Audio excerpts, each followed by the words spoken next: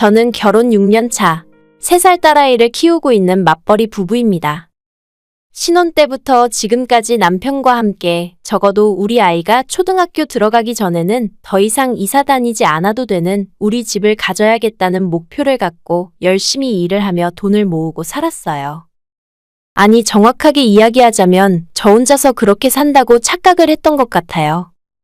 저는 아이가 초등학교에 간 뒤에도 제 집 하나 없이 전세나 월세 전전하며 2년마다 이사 다니는 것이 너무 싫습니다.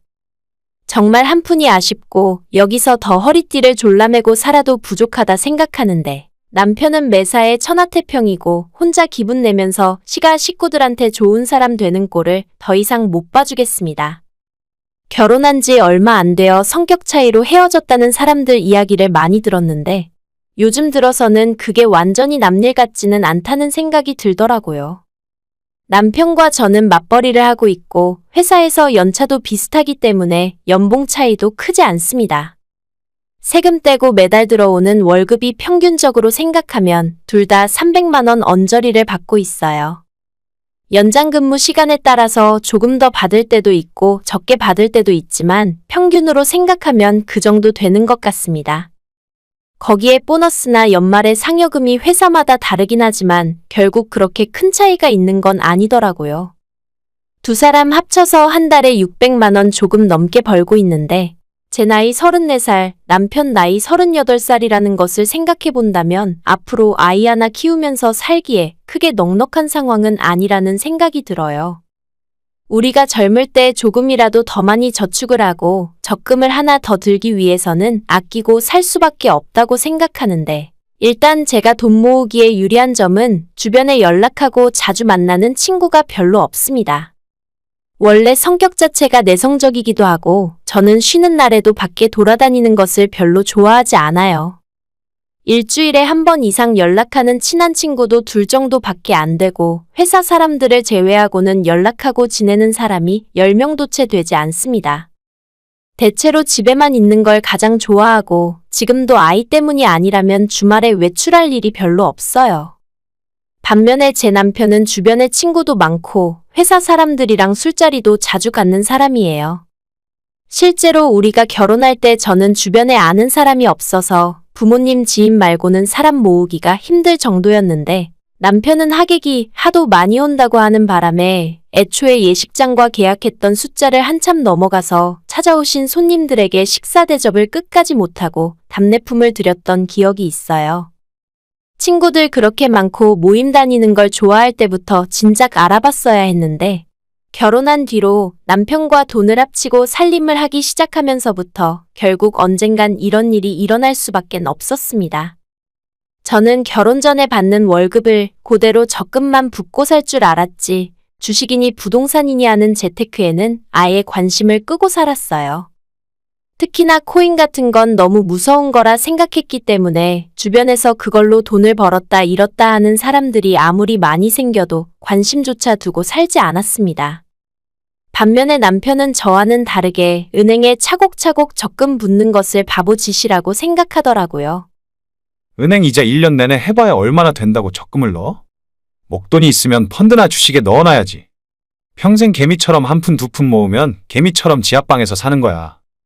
남편과 저는 결혼하고 나서도 재테크에 대한 의견 차이를 줄이지 못했고 저는 그래도 일단 적금을 들어야 한다는 쪽이었고 남편은 돈이 생기는 족족 주식에 투자를 해야 한다는 생각이 너무 확고했어요. 적금을 무시하는 남편에게 저는 어차피 결혼식 날짜까지 잡아놓은 상황이라서 남편에게 제 적금 통장을 보여줬습니다. 저는 결혼 전까지 부모님 댁에서 같이 살고 있었기 때문에 버는 돈의 최소 70%는 적금으로 들어가고 있었거든요. 몇 년간 모아온 제 적금 통장을 보고 남편은 그제서야 저를 믿어주는 눈치였고 내심 기분 좋아하더군요. 다만 그래도 여전히 포기를 못하고 저한테 그 돈으로 주식이나 다른 곳에 투자할 생각은 전혀 없냐 묻길래 난 그런 거 할 줄도 모르고 겁이 나서 못한다고 적어도 집 사기 전까지는 적금으로 돈 모을 거라고 대답을 했죠. 어휴, 진짜 돈이 너무 아깝다. 저 돈이면 미국 주식에 묻어두고 몇 년 지나면 2배가 될 텐데. 남편은 끝까지 자기 주장을 굽히진 않더라고요. 그래서 결국 우리가 선택한 것은 서로 공동 생활비 통장에 100만 원씩 넣고 나머지 돈은 각자 방식대로 모으기로 했습니다. 대신에 중간중간 서로 모으고 있는 돈이 어떻게 되어가는지, 그래서 우리 부부의 총 재산이 얼마나 되는지 투명하게 공유해주기로 결정했어요. 적금과 주식 투자에서 두 사람 다 하나도 양보할 수 없었기 때문에 약간은 이상하지만 그때는 이런 결론이 나올 수밖에 없었습니다. 그렇게 따로 돈을 모으기 시작하고 신혼 초반 1년까지는 서로가 얼마나 모으고 있는지, 남편의 주식 투자가 얼마나 돈을 벌고 있는지 다 공유하며 살았습니다. 벌 때도 있고 잃을 때도 있었지만 대체로 1년을 두고 지켜보니 제 은행 적금 수익률보다는 남편의 주식 투자 수익률이 좀 더 높긴 했습니다. 하지만 저는 투자에 실패했다가 제 돈이 사라질 수도 있다는 생각 때문에 불안해서 도저히 주식을 할 수는 없었어요. 그렇게 각자의 방식대로 일을 하고 있다가 제가 아이를 갖게 되면서 저의 모든 관심은 아이에게 쏠리게 되었습니다. 임신했을 때부터 아이를 낳고 제가 육아휴직을 시작한 뒤로는 정말 정신이 하나도 없었어요. 그래서 남편이 어떻게 하고 있는지 전혀 신경을 쓰지 못했습니다. 가끔 궁금하긴 했지만 워낙 주식으로 수익을 잘 내는 사람이니까 알아서 잘하고 있겠지 하는 생각이었고 생활비만 꼬박꼬박 주면 괜히 트집 잡지 않았어요. 저는 출산 후 육아휴직하느라고 작년까지 집에서 아이와 함께 있었고 휴직 수당 받으면서도 생활비는 그전과 똑같이 부담해오고 있었습니다. 100만 원 보내고 남는 돈은 고스란히 적금 통장에 넣어놨고 지금까지 한 번도 깨트린 적 없이 착실하게 돈을 모으고 있어요. 그런데 작년 말에 저희 집 전세 계약이 거의 끝나가고 이제 이사를 하던지 집주인이 올려달라고 하는 전세금을 맞춰줘야 하는 상황이었는데 그때 남편에게 당신 통장에 얼마나 있냐고 물었더니 제 생각보다 훨씬 적은 돈이 있었습니다. 아이 낳고 얼마 뒤에 남편에게 물어봤을 때는 주식 통장에 8천만 원 이상 있다고 들었는데 그때 다시 물어봤을 때는 남편 주식 계좌에 남아있는 돈이 3천만 원 정도밖에 남아있지 않았어요. 저는 결혼하고 난 뒤로 모은 돈이 적어도 8천이 넘어갑니다. 그래도 우리 두 사람이 결혼하고 이제까지 1억 5천에서 2억 정도는 모았다 생각하고 있었는데 제 예상보다 훨씬 못 미친 금액에 황당함을 넘어 순간 너무 화가 나더라고요. 대체 이게 어떻게 된 일인지 남편에게 물었더니 최근 주식에 투자하던 돈을 절반 정도 빼서 코인에 넣어뒀는데 그게 많이 떨어졌다 하는 겁니다. 지금은 떨어졌어도 나중에 오르면 훨씬 많이 오르니까 걱정하지 말라더군요. 투자하다 보면 많이 벌 때도 있고 이렇게 조금 떨어질 때도 있는 거지. 그래도 이건 확실한 거니까 나중에 크게 오를 거야. 걱정하지 마.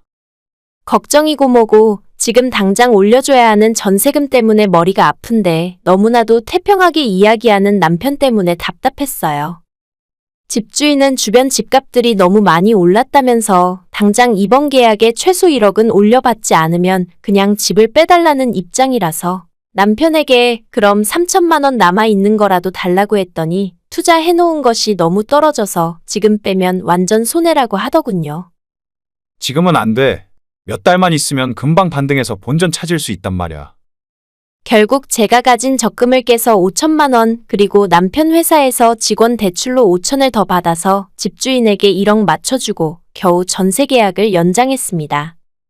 저는 그 일 이후로 남편에게 지금 손해본 것만 본전 찾으면 빼던지 하고 그 뒤로 우리 집안 모든 돈 관리는 저한테 맡기라고 했죠.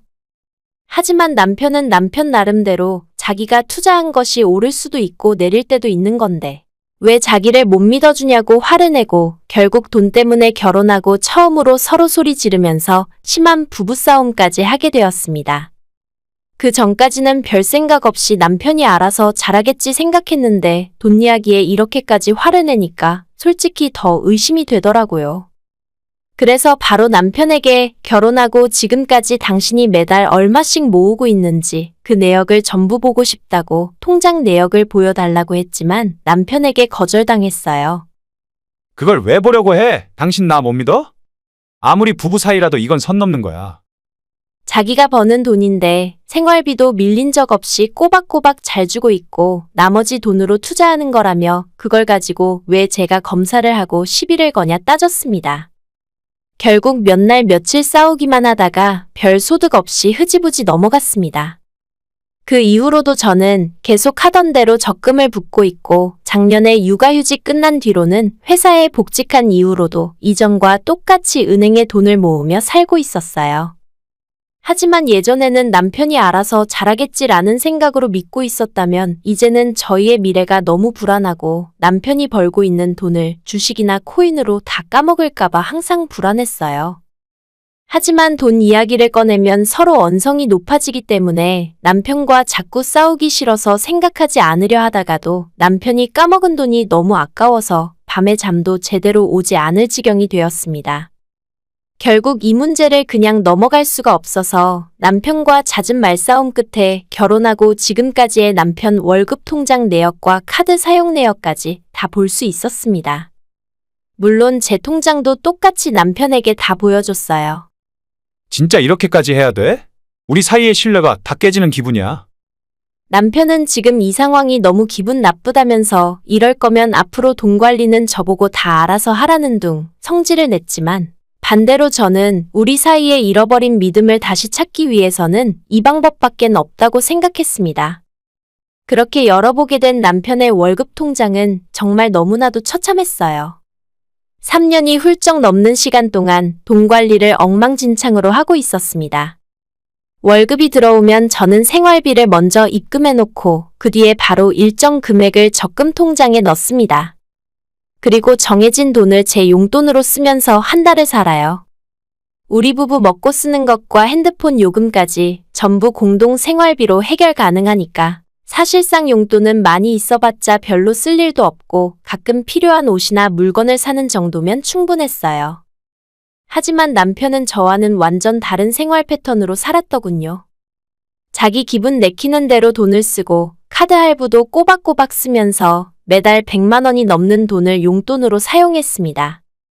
본인 쓸 거 다 쓰고 남는 돈을 주식 통장에 넣으니까 어느 때는 50만 원밖에 못 모으는 달도 있고 어느 때는 100만 원 정도 모으는 때도 있었어요. 친구들 모임이 많다 보니 술값도 많이 쓰고 무엇보다 매달 일정한 금액이 꼬박꼬박 시어머니 통장으로 빠져나가고 있더라고요. 적은 돈이 아니라서 이게 대체 뭐냐고 추궁했더니 시어머니한테 용돈을 주고 있었답니다. 그 이야기 듣는데 또 열받고 혈압이 올랐습니다. 자기가 번 돈 자기가 마음대로 쓰고 살 거면 뭐하러 저랑 결혼하고 애까지 낳고 삽니까? 저는 천하의 불효녀라서 친정에 용돈 한 번 제대로 못 주고 살고 있고 자기는 효자라서 매달 50만 원씩 턱턱 시어머니한테 보내주는 걸까요? 생활비 통장에 남편이랑 제가 100만 원씩 모으기 때문에 사실 그 돈으로 살림하고 매달 조금씩 돈이 남아요.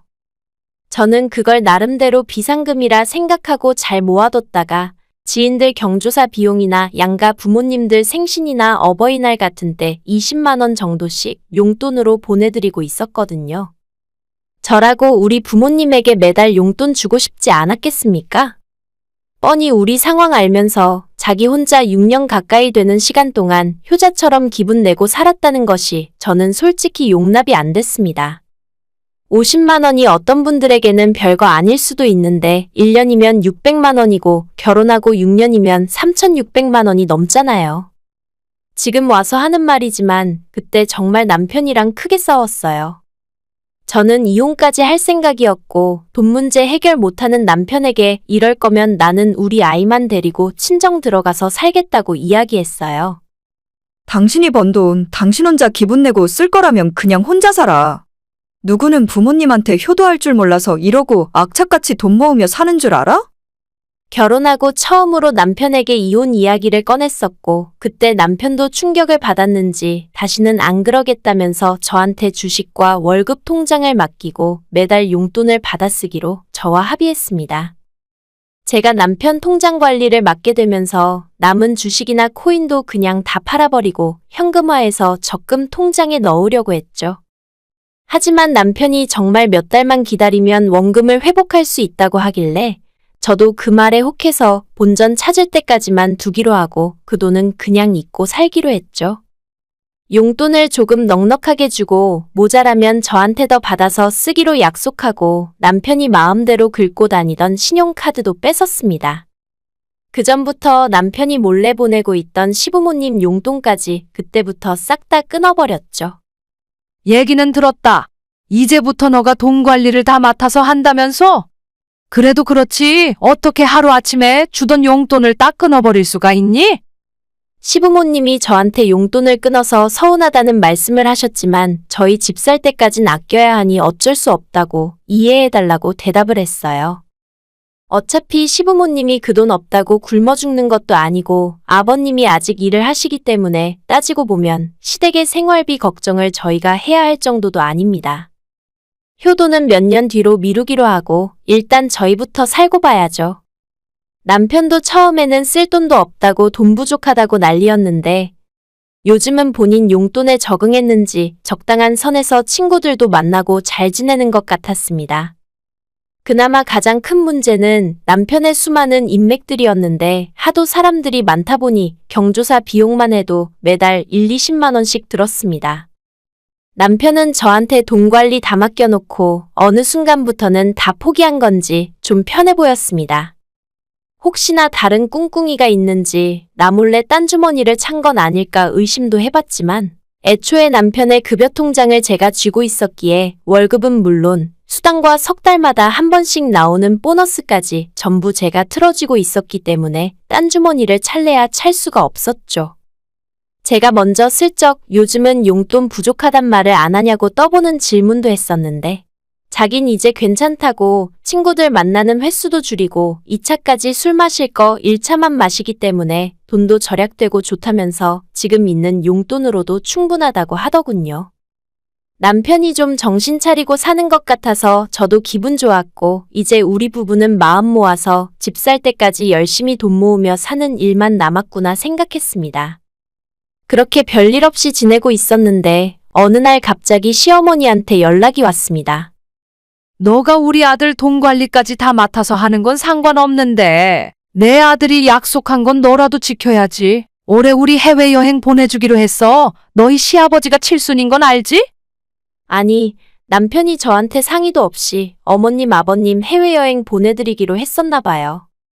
아버님이 올해 칠순이신데 9월이 생신이시거든요. 그때 해외여행 보내주기로 했다는데 하와이나 괌을 보내드리기로 약속했답니다.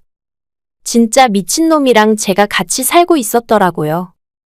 두 분 대충 경비를 계산해보니 못해도 5, 600만 원, 조금 좋은 옵션에 용돈까지 좀 챙겨드렸다가는 1000만 원이 그냥 사라지게 생겼습니다. 어머님, 아버님은 작년부터 기대 많이 하고 있었다며 해외여행을 한 번도 못 가봐서 여권까지 만들어 놓으셨대요. 제가 약속한 것도 아니고 난생 처음 들어보는 이야기라 해외여행 보내드릴 돈은 없다고 대답했더니 어머님이 완전 화를 내셨습니다. 내 아들이 보내준다고 했는데 너가 왜 안 된다는 거야? 우린 작년부터 기대하고 있었는데 시아버지 칠순 선물로 여행 하나 못 보내주니?